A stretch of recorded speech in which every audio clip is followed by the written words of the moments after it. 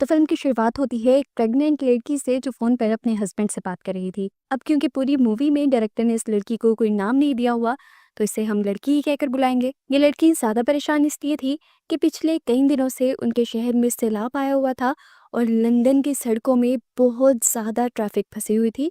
और उसी traffic jam में उस लड़की का हस्बैंड भी था। उसका हस्बैंड उसे यकीन दिलवाता है कि तुम सब्र रखो, मैं आ जाऊंगा जल्दी। लड़की उसकी बात मानकर फोन बंद ही कहती है कि उसे बहुत ज्यादा लेबर पेन होने लग जाते हैं। वो दिखती है कि दरवाजे से अब पानी उसके घर के अंदर आने लगा था और एकदम से खिड़की को तोड़ते हुए भी दरिया के बहते पानी की तरह पानी सारा उसके घर के अंदर आ जाता है। वो खुद भी इसी पानी में डूबने लगती है। दर्द में वो इस पानी से बचने की कोशिश तो कर रही थी और इस सारी कोशिश के दरमियान वो बेहोश हो गई। उसे जब होश आया तो उसने अपने आप को हॉस्पिटल में देखा। फाइनली वो एक बेटे की माँ बन चुकी थी। ठीक वक्त पर उसके हस्बैंड ने उसे आकर सैलाब से भी बचा लिया था और उसे हॉस्पिटल भी ले आया था। अभी ये लोग अपने बेटे को देखकर खुशी हो रहे थे कि तभी डॉक्टर्स ने उन्हें पास आकर बताया कि उन्हें जल्द ही अपने बेटे का नाम रखते हुए उसका बर्थ सर्टिफिकेट बनाते हुए यहाँ से जाना होगा, क्योंकि सैलाब की वजह से यहाँ पर पेशेंट्स बहुत ज्यादा हैं और बेड्स बहुत कम। वो लड़की घर जाना चाहती थी, पर उसका हस्बैंड उसे बताता है कि उनका घर पूरी तरह सैलाब में डूब चुका है और अब इन्हें अपने गांव जाना होगा। गांव के रास्ते में लोग देखते हैं कि गाड़ियों की लंबी लंबी लाइनें थी। हर कोई सेफ जगह की तरफ जाना चाह रहा था, इसीलिए सिक्योरिटी पुलिस भी यहाँ पर बहुत ज्यादा थी। वो गांव की तरफ सिर्फ गांव में रहने वाले लोगों को ही जाने दे रहे थे। इस लड़की का हस्बैंड मिन्नतें करता है कि हमें जाने दें, मैं गांव में ही पला पड़ा हूँ और मेरे मॉम डैड भी वहीं रहते हैं। पहले तो ऑफिसर्स उसकी बात नहीं मानते। जब वो बताता है कि मेरे पास एक छोटा सा बच्चा है जो अभी पैदा हुआ है, तो ऑफिसर्स उसकी बात मानते हुए उसे आगे भेज देते हैं। फाइनली ये लोग अब अपने गाँव आ गए थे। लड़के की मॉम और डैड इन दोनों को बहुत अच्छे से वेलकम करते हैं और बच्चे को देखकर बहुत ज्यादा खुश होते हैं।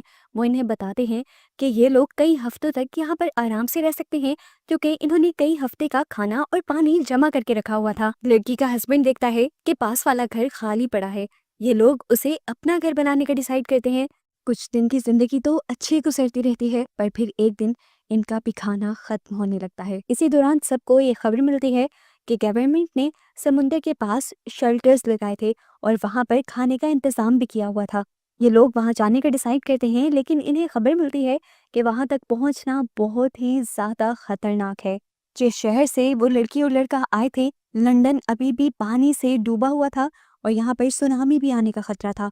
अब ये लोग फैसला करते हैं कि खतरा उठाएंगे और खाना लेने जाएंगे, नहीं तो भूख से मर जाएंगे, क्योंकि उस लड़की ने तो अभी कुछ दिन पहले ही एक छोटे से बच्चे को जन्म दिया था। इसीलिए उस लड़की को छोड़कर बाकी तीनों लोग खाना लेने के लिए चले जाते हैं और जाने से पहले वो लड़का अपनी वाइफ और बेटे से वादा करके जाता है कि वो जल्द ही वापस लौटेगा।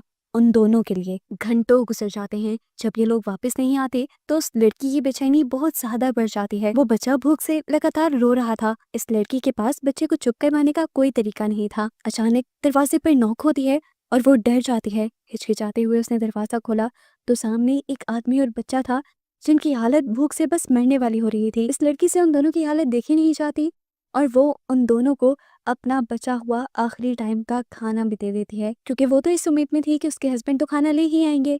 दोनों अजनबी खाना खाकर लौट जाते हैं और थोड़ी ही देर बाद उस लड़की को अपने घर के बाहर कार रुकने की आवाज आती है, जिसके अंदर से अब उसके हस्बैंड खून में लथपथ उतर रहा था।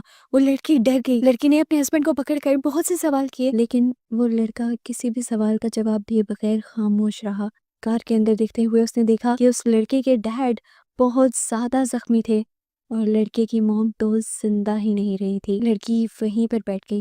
लड़के ने उसे बताया कि खाने की तलाश में जितने भी लोग आए थे, उनके दरमियान में धक्कम पेली इतनी ज्यादा शुरू हो गई कि मॉम उन सब के अंदर कुचल कर मारी गई। वो बताता है कि मैंने मॉम को बचाने की कोशिश भी की, लेकिन उस भीड़ में मैं कुछ भी नहीं कर पाया। उसके डैड तो बिल्कुल टूट चुके थे। वो ये गम बर्दाश्त नहीं कर पाए और थोड़ी ही देर बाद उन्होंने अपनी जान ले ली। इस हादसे ने उस लड़के को पूरी तरह तोड़ दिया था। वो लड़की यानी उसकी वाइफ उसे हौसला देने की कोशिश करती है और उसे मशवरा देती है कि अब हमारा यहाँ रहना पॉसिबल नहीं है, बेहतर यही है कि हम लोग गवर्नमेंट के बनाए हुए शेल्टर्स में चले जाएं। वो लड़का इमोशनली इतना कमजोर था कि फैसला नहीं कर पा रहा था। वो अपनी वाइफ से कहता है तुम अपने बेटे को लेकर चली जाओ, मैं अपने मॉम डैड का घर छोड़कर नहीं आऊंगा। लेकिन वो लड़की भी अपने हस्बैंड को छोड़कर जाने के लिए तैयार नहीं थी। कुछ दिन और ये लोग इसी घर में गुजारते हैं, जब तक इस लड़की का लाया हुआ आखिरी खाना भी खत्म नहीं हो जाता। आखिर ये लोग शेल्टर होम्स तक जाते हैं लेकिन वहां पर भी लड़कों का जाना अलाउड नहीं था। उस लड़की और उसके बेटे को तो रख लिया गया, लेकिन उस लड़के को बाहर निकाल दिया गया। लड़की ने अब भी अपने हस्बैंड के बगैर रहने से इनकार किया और इन दोनों ने फैसला किया कि ये लोग मिलकर अपनी कार में रहेंगे और खाना ये लोग शेल्टर से ही लेंगे। और एक रात ही कार में गुजारने के बाद इन्हें होश ठिकाने आ गई। कार में बहुत ज्यादा सर्दी थी और कार में रहना मुमकिन ही नहीं था। अब अगले दिन जब ये लोग खाने की लाइनों में लगने लगे तो खाने की लाइनें इतनी लंबी थी कि उस लड़के को तो खाना मिल ही नहीं पाया। उसकी वाइफ ने बहुत मुश्किल से लाइंस में लगकर उसके लिए खाना ढूंढा। यहाँ के हालात देखकर लड़का और भी ज्यादा टूट गया। वो यहाँ से जाने का डिसाइड करता है और अपनी वाइफ को कहता है, तुम मेरे बेटे का अच्छे से ख्याल रखना। आखिर इस लड़की को भी मानना पड़ा क्योंकि वो एक माँ थी। उसके हस्बैंड के जाने के बाद उसे ये शेल्टर काटने लगा था। इतने सारे लोगों में भी वो अपने आप को अकेला महसूस करती थी। और तभी उसकी मुलाकात ना से हुई, जिसका 5 माह का बेटा भी था। ना बच्चों को पालने में बहुत ज्यादा एक्सपर्ट थी और वो इस लड़की की मदद भी करती थी उसके बेटे को चुप करवाने में। ना उसे बताती है कि ये शेल्टर पहले उन सारे शेल्टर्स से बहुत अच्छा है जहाँ पर वो रहकर आ चुकी है। बाकी शेल्टर्स में चोरियां होती हैं, लोग एक दूसरे का मर्डर कर देते हैं खाने के लिए, लेकिन यहाँ पर ऐसा कुछ नहीं होता। अलबत्ता खाने के लिए लड़ाई तो होती है पर ज्यादा कुछ नहीं होता। फिर भी जिंदगी तो यहाँ पे भी सेफ नहीं थी। ना उसे बताती है कि मेरी एक फ्रेंड है बहुत अमीर, उसका एक प्राइवेट आइलैंड है। अगर हम किसी तरह वहां तक जाने में कामयाब हो जाएं तो मुझे लगता है कि हमारी लाइफ सेट हो जाएगी। क्या तुम मेरा साथ दोगी वहां तक जाने में? लेकिन वो लड़की थोड़ा सा हिचकिचा जाती है क्योंकि उसके साथ उसका हस्बैंड नहीं था और वो बाहर कहीं इंतजार कर रहा था उनका। कहाँ इंतजार कर रहा था ये भी वो नहीं जानती थी। ये लड़की अपने हस्बैंड के बारे में सोचना बंद नहीं कर सकती थी। इससे पहले कि वो लोग कोई फैसला कर पाते, एक रात उनके शेल्टर्स पर हमला हो जाता है। गन्स और पिस्टल लिए लोग उनके शेल्टर्स में घुस आते हैं और बेदर्दी से लोगों को मारने लग जाते हैं। यहाँ से सारा खाना लूट लेते हैं और यहाँ बुरी अफरा तफरी फैल जाती है। ऐसी अफरा तफरी में ना और वो औरत अपने बच्चों को बचाने के लिए अपने बच्चों को उठाकर यहाँ से भाग जाते हैं। काफी दूर चलने के बाद इन्हें फाइनली एक लिफ्ट मिल भी जाती है। जो लिफ्ट देने वाला बहुत ही बदतमीज था, उसने उन्हें आधे रास्ते में ही छोड़ दिया। वो लड़की तो अब डर रही थी कि अगर उसके हस्बैंड शेल्टर वापस आए तो वो अब उसे कैसे ढूंढ पाएंगे, लेकिन उसे अब ना मजबूत रहने को कह रही थी। वो कह रही थी कि अगर तुमने कदम उठा ही लिया है तो अब तुम्हें मजबूती से उसके ऊपर चलते रहना होगा। वो उसे कहती है, देखो जिंदा रहना सबसे ज्यादा जरूरी है, बाकी सब बातें बाद में। चलते चलते ये लोग एक घर के पास पहुंच जाते हैं जहाँ पर एक आदमी था। वो खाली खाली नजरों से इन दोनों को देखता है और हैरानकुन तौर पर इन दोनों को खाना भी ऑफर करता है उस दुनिया में जहाँ खाना बहुत कम रह चुका था। ये एहसास ऐसा था जैसे उन दोनों लड़कियों को नई जिंदगी मिल गई हो। ये तीनों एक साथ बैठकर आग के पास बातें करते हैं और अपनी अपनी कहानियां सुनाते हैं। उस लड़की की कहानी तो सबसे ज्यादा दुखी थी। सैलाब के दौरान जब ब्रिज टूटा था तब उसकी पूरी फैमिली मारी गई थी, बचा सिर्फ वो। सुबह जब ये लोग उठे तो इन्होंने देखा कि वो लड़का तो पहले ही जा चुका था, लेकिन इनके लिए एक नोट छोड़ कर गया था जिसमें उसने बताया कि अगर वो नॉर्थ की तरफ जाएंगे तो वहां से उन्हें बहुत सारी बोट्स मिल जाएंगी जो उन्हें उनकी मंजिल तक पहुंचा देंगी। इन दोनों के लिए तो ये इतनी बड़ी खुशखबरी थी जैसे इन्हें नई जिंदगी मिल रही हो। ये लोग उस तरफ किनारे पर चले जाते हैं, पूरा दिन इंतजार करते हैं, लेकिन कोई कश्ती नहीं आती। जब इनकी उम्मीद टूटने ही वाली थी तभी इन्हें दूर से आती एक कश्ती नजर आई। इस कश्ती को अपनी तरफ आता देखकर ये दोनों बस पागल ही हो गई थी। ये लोग खुशी में उस कश्ती में बैठ जाते हैं।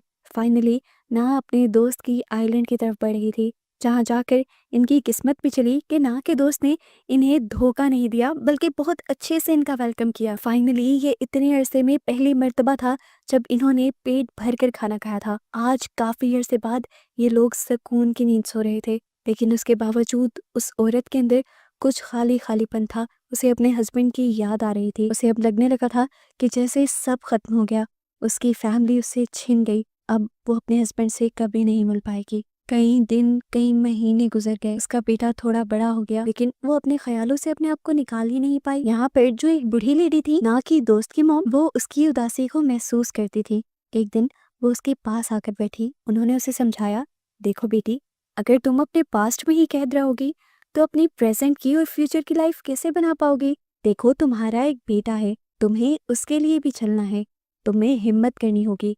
ये लड़की उनकी बात तो सुनती है लेकिन खामोश रहती है, कोई जवाब नहीं देती उन्हें। काफी देर सोचने के बाद जब वो वापस आई तो उसके अंदर एक अजीब सी हिम्मत नजर आ रही थी। उसने एक अटल फैसला कर लिया था और उसने वो फैसला सबको सुनाया कि वो वापस अपने घर जाएगी। सब उसके फैसले को पागलपन समझते हैं, उसे मना करते हैं, लेकिन अब उसने फैसला कर लिया था। ना तो रोने भी लगी, वो उसके बगैर जीने का सोच भी नहीं सकती थी। लेकिन ये लड़की ना को गले लगाती है और कहती है, समझो जैसे तुम मेरे बगैर नहीं रह पा रही, मैं उसके बगैर नहीं रह पा रही।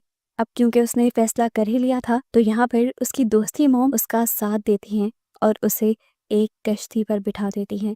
ये सफ़र उतना आसान नहीं था जितना लग रहा था। पहले उसने कश्ती से एक लंबा सफ़र किया और उस कश्ती ने उसे जंगल में छोड़ दिया। ये जंगल उसे अकेले ही पार करना था, एक छोटे बच्चे के साथ। खाना उसका ख़त्म हो गया, भूख मारने के लिए वो पत्ते तक खाने पर मजबूर हो गई। यहाँ तक कि उसे जंगली जानवरों का शिकार भी करना पड़ा जिंदा रहने के लिए।